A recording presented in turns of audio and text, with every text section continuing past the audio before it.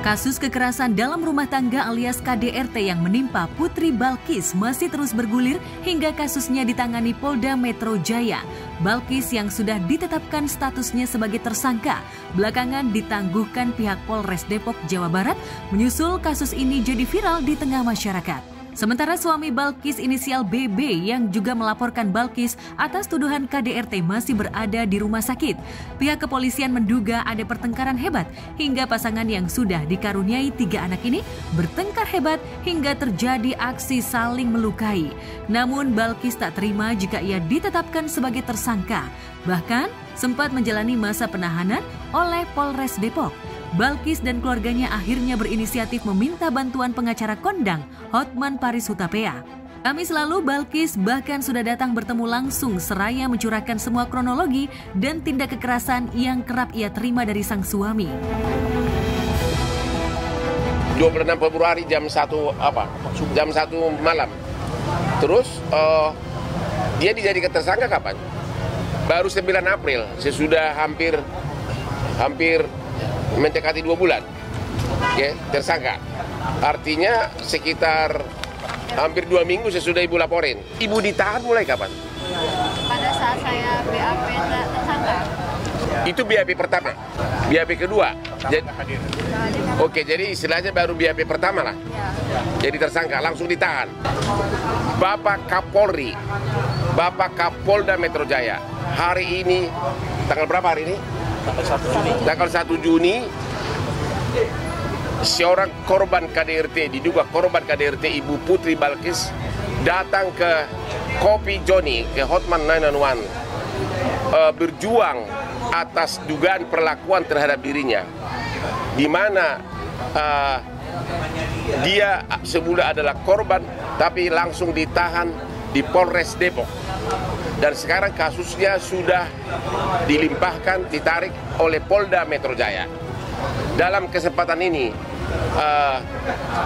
kami, warga Hotman 911 dan juga para media di sini dan warga, memohon kepada Bapak Kapolri dan Bapak Kapolda Metro Jaya agar benar-benar kasus ini diperhatikan, karena terdapat banyak kejanggalan dari uraian perbuatan yang dilakukan terhadap dia tadi. Harusnya ada pihak lain yang segera ditahan, tapi sampai hari ini belum ada ya. Bahkan dia yang duluan ditahan ya. Jadi atas nama ibu-ibu dari seluruh Indonesia, ibu ini adalah contoh dari korban KDRT, dugaan korban KDRT.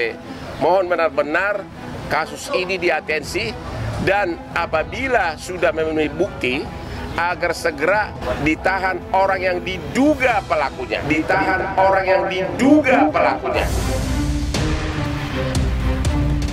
Sementara Balkis mengaku sebagai korban kekerasan dalam rumah tangga. Kubu sang suami juga menuding kekerasan fisik juga kerap dilakukan Balkis, hingga mengakibatkan bagian vital sang suami cedera dan harus dirawat di rumah sakit. Di media disebutkan ibu alat benar gak tuh? Waktu kamu digituin, ya, terus kamu kesakitan nggak? Oke, itu berapa menit pada saat ibu sampai kemudian ibu kabur itu, berapa menit itu berselang dan keluar?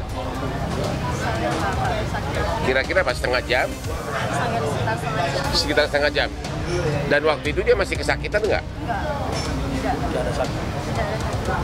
Ibu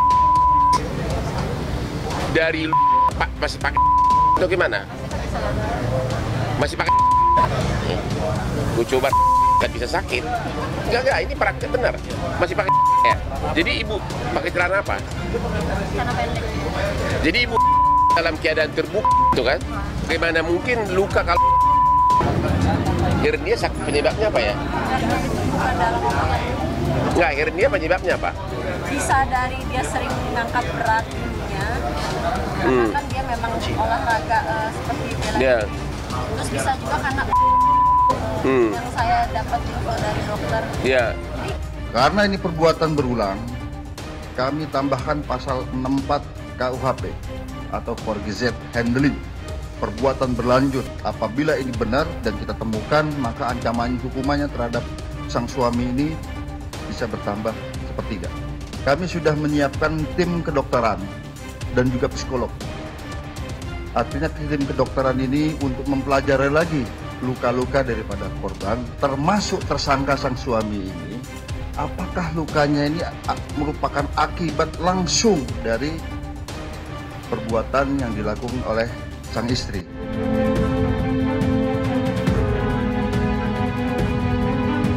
Kubu pengacara BB juga menuding Balkis tak transparan soal keuangan hingga menjadi pemicu percekcokan hebat antara keduanya. Yang disebabkan oleh permasalahan adanya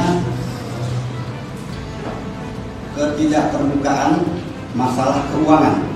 Pada tanggal 25 Februari 2023, sekira pukul 20.30 malam di Cinere, Depok, sang suami kembali menanyakan rekapan pengeluaran bulanan pada sang istri, di mana dari uang yang diserahkan sebesar kurang lebih 150 juta, ada selisih 62 juta. Itu yang dipertanyakan oleh suami pada istri. Jadi penyebab perselisihan itu karena dia minta pertanggungjawaban uang atau apa? Dari seminggu sebelumnya memang dia ada masalah dengan adiknya. Seminggu sebelumnya dia ada masalah dengan adiknya soal dia mengenai selisih paham mengenai perusahaan. apa? Selisih paham mengenai perusahaan. Selisih paham mengenai perusahaan, tapi puncaknya pada saat. Iya, jadi saya memang sebelum kejadian dari hari sebelumnya tuh udah jadi pelampiasan amarah dia. Ya. Tindak kekerasan yang dilakukan kedua belah pihak diduga sudah berlangsung lama. Namun karena terlanjur dipandang lumrah, kasus tersebut lalu memuncak hingga ke meja hukum. Itu pertama kali laporan polisi. Sesudah itu ada lagi nggak dugaan kekerasan? Ada. Ada lagi? Tapi ibu nggak lapor di polisi? Ada berapa kali? Di tahun 2020 sama di 2022. Begitu? Di 2023 ini yang saya... Ya paling maks puncaknya. Iya, yang saya laporkan lagi. Dilaporkan lagi. Penganiayaan ini terhadap istri ataupun korban ini bukan hanya sekali. Tahun 2016 ternyata sudah pernah dilaporkan, namun terjadi restoratif justice. Ya karena memang dalam Undang-Undang KDRT azas dan tujuan salah satunya adalah mempertahankan keutuhan rumah tangga. Anak saya yang bungsu waktu itu masih bayi, jadi kami berdamai waktu itu. Dari pihak bapak mertua saya yang menyarankan saya baiknya memang diselesaikan secara kekeluargaan. Jadi ibu sudah pernah laporin ke polisi? Hah? Orang yang sama? Tahun berapa? 2016. Atas dasar apa? Sama, KDRT. Oh iya? Emang waktu itu separah apa? Dengar foto dari samping. Di wajah saya dia selalu wajah saya, Bang. Oh jadi ini saya lagi nyusuin anak saya pada waktu itu yang masih bayi. Tahun 2016. Oke, terus? Dan kecurigaan yang selalu dia sampaikan ke saya. Oh gitu. Jadi saya laporkan 2016 ke Polres Depok juga, dan pada saat saya dalam proses saya diimbau dari keluarga pihak suami untuk baiknya berdamai. Akhirnya ibu cabut laporan. Namun di sisi lain, pihak kepolisian juga menduga jika sang suami kerap berlaku kasar terhadap sang istri hingga kerap kali percekcokan berujung pada gesekan fisik. Tahun sebelumnya tapi saya nggak melapor sih. Jadi udah berapa kali ibu mengalami sebagai dugaan korban? Sekitar 10 kali. Apa? Sekitar 10 kali saya 10 kali katanya. 10 kali katanya. Hanya 2 kali. Yang pertama tahun 2016 tapi dicabut, berdamai oleh keluarga, baru yang kedua ini. Ya. 30 menit saya diskusi dengan rekan-rekan. Saya sudah bisa melihat bagaimana sebenarnya perkara ini terjadi. Jadi ada sebab akibat antara suami dan istri yang saling melakukan kekerasan. Hotman sendiri sejak diminta bantuan hukum mengaku akan segera meminta atensi pada kepolisian agar mengusut KDRT yang menimpa Balkis. Bahkan ia mempertanyakan mengapa Balkis yang merupakan korban justru ditetapkan sebagai tersangka. Di visum ibu nggak pernah tahu. Pernah nggak ditunjukkan oleh waktu ibu di BAP, pernah nggak ditunjukkan apa yang nggak pernah. Jadi ibu jadi tersangka karena apa? Karena pernyataan dokter tersebut yang memang menyatakan saya layak jadi tersangka karena ada. Dokter tidak berhak menyatakan orang tersangka, ya. Visum menyatakan kalau saya dia ada indikasi ada hernia dan ada memar. Ada memar dan ada hernia. Ya, dokter nggak mungkin menyatakan kau tersangka atau tidak. Dan hampir semua kasus yang kita viralkan, yang saya bersuara dalam beberapa bulan ini, semuanya berhasil sukses. Mengingat perkembangan ini sudah menjadi perhatian publik, melihat juga dari aspek pada konteks kapabilitas kelengkapan piranti, baik itu secara struktural, kemampuan personil, maka sedianya kasus ini akan dilakukan oleh Polda Metro Jaya pada Direktorat Reserse Kriminal Umum. Ya, kasus KDRT Balkis dan suaminya mencuat sejak beberapa video rekaman kekerasan beredar di jagat maya. Beberapa bukti video dan foto kekerasan Balkis di jagat maya sempat viral sehingga mengundang simpati dari warganet. Ada komitmen untuk menerima pernikahan dalam suka dan duka. Nah, persoalannya adalah ketika ternyata dukanya bukan hanya duka, tetapi ada kekerasan. Nah, ketika lebih daripada sekedar duka, mungkin ada pasangan yang akhirnya memutuskan tidak bisa lagi bertahan di dalam sebuah perkawinan. Bahwa komitmen untuk menjalani perkawinan dengan menjalani segala hal yang diterima itu adalah bentuk penerimaan, kan? Menerima dan mau menjalani dengan segala suka dan duka. Tetapi tentu saja kekerasan tidak termasuk di dalam hal tersebut, sehingga salah satu juga alasan yang menjadi sumber permasalahan di dalam permohonan cerai atau keputusan bercerai seseorang adalah salah satunya kekerasan. Dalam arahan daripada para ulama, kalau orang ada masalah kemudian dia memarahi istrinya, dia boleh pisah ranjang. Dia pisah rumah, kemudian saling merenung, berpikir kalau seandainya memang ada perbaikan mereka kembali.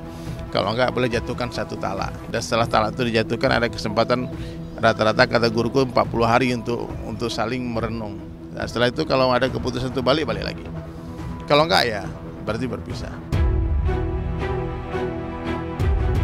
Tak ketinggalan, sejumlah selebriti juga ikut bicara ihwal kekerasan di ranah domestik. Apalagi KDRT kerap kali menelan korban pihak perempuan. Lantas akankah Hotman Paris bisa mengungkap semua tabir kekerasan dalam rumah tangga yang menimpa Balkis? Buat pelajaran aja ini untuk kita semua, kalau ada masalah jangan gunakan kekerasan apapun, baik dalam bentuk fisik maupun verbal, ya. Itu menyakitkan, ya. Fisik yang nyakitin badan gitu bisa divisum, verbal itu bisa jadi trauma sendiri. Gue juga udah pernah hilaf, tapi alhamdulillah bukan kekerasan pukul, ya. Mungkin nggak sengaja ngucap, tapi alangkah baiknya kalau kita udah emosi, ya kalau yang muslim istighfar, wudu, duduk, kan ada tuh ya tata caranya. Kalau udah emosi ngapain, sholat, kalau emang nggak bisa lagi nggak ini, udah lu out aja dulu. Kasih waktu keduanya, atur nafas, banyak banget kok.